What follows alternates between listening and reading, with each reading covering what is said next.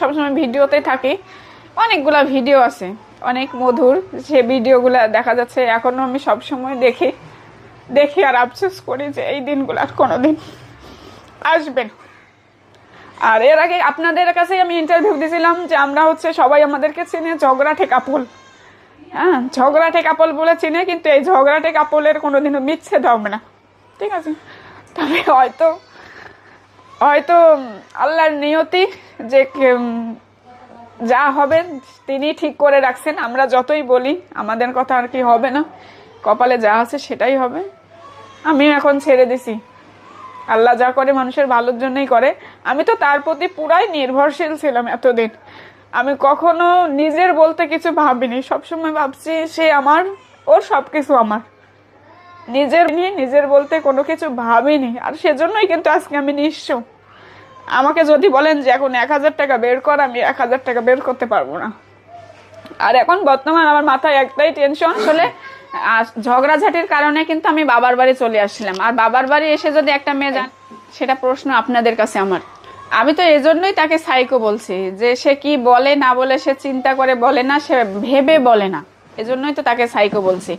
আর সে একটা মানুষকে কথা বলতে গেলে ভাবতে হয় এটা কথা কত দূর যাবে, অথবা প্রমাণ নিয়ে বলতে হয়, সে তো প্রমাণ ছাড়া কথা বলে, এই জন্যই আমি তাকে সাইকো বলি।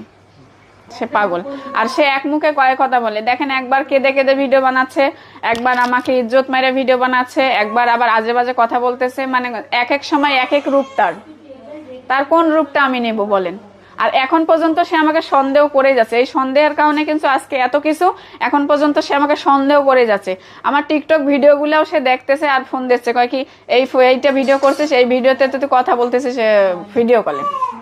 সন্দেহের কারণে এটা সে এখন পর্যন্ত সন্দেহই করে যাচ্ছে। তাহলে তার কাছ থেকে মানে ভালো কিছু আর আশা করা যায় না। না, আমাদের এই সংসার ভাঙার মূল কারণ হচ্ছে সন্দেহ। আর এই সন্দেহের কারণে সে আমাকে মারধর করছে। আর এই সন্দেহটা আমি আর নিতে পারতেছি না, মানে আমার প্রতি এত পরিমাণ অত্যাচার সে করতেছে যেটা আমি আর নিতে পারতেছি না। লাস্টের দিন এর কথাটা আমি বলি, আমি যেদিন চলে আসি সেই দিন রাতের কথা বলি। সেদিন সে একটা পেন ড্রাইভ, আপনাদেরকে বলে রাখি, সে কিন্তু আমার পার্সোনাল অনেকগুলা ভিডিও করে রাখছে। হ্যাঁ, পার্সোনাল অনেকগুলা ভিডিও করে পেন ড্রাইভে সে গোপন করে রাখছে। আমি যদি কখনো চলে যাই, কোনো কিছু করি, সে এগুলা পাবলিশ করবে।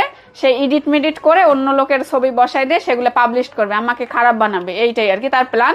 তো এই প্ল্যান অনুযায়ী সে অনেকগুলা ভিডিও করে সে তার হচ্ছে পেন ড্রাইভে রেখে ওই পেন ড্রাইভটা লুকায় রাখছে। তো কোথায় রাখছে আমি তো আর জানি না।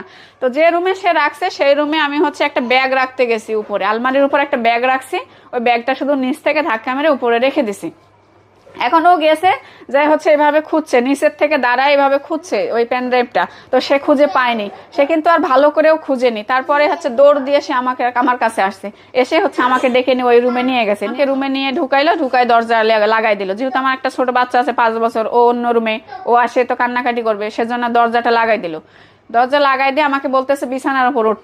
আমি বিছানার উপর উঠলাম, বলতেছে আমার পেন ড্রাইভ কই। সে আমাকে বলতেছে তো আমি কাঁদতেছি আর বলতেছি আমি তোমার পেন ড্রাইভ নেইনি এবং দেখিও নেই। সে কোনো কথা, তারপর আমি হচ্ছে যে আমি বলছিলাম কোথায় রাখছো, ভালো করে দেখো, আমি নেইনি। তার বলছে আমি এখানে রাখছি। পরে আমি সেখানে দেখি যে সেই পেন ড্রাইভটা সেখানেই ছিল। পরে আমি তাকে সেটা আবার ওখান থেকে দিলাম। তাহলে দেখেন, সে নিজের জিনিস নিজে ভালো করে না খুঁজে, সেই সময় যদি সেই জিনিসটা আমি না পাইতাম সেখানে, তাহলে আমি জিনিসটা সরাই ফেলছি, পারতো না বলেন? পারতো। আবার একটা জিনিস, সে নিজের জিনিস নিজেই লুকায় রাখে। নিজের ফোন, ওর ফোন সে নিজে সরায় থই। মাইক্রোফোন আছে না, মাইক্রোফোন সে নিজে লুকায় রেখে আমাকে বলে আমি এটা পাচ্ছি না, তুই লুকায় রাখছিস, তুই এটা সরাই রাখছিস বলে আমাকে মারধর করে। অথচ সেই জিনিসগুলো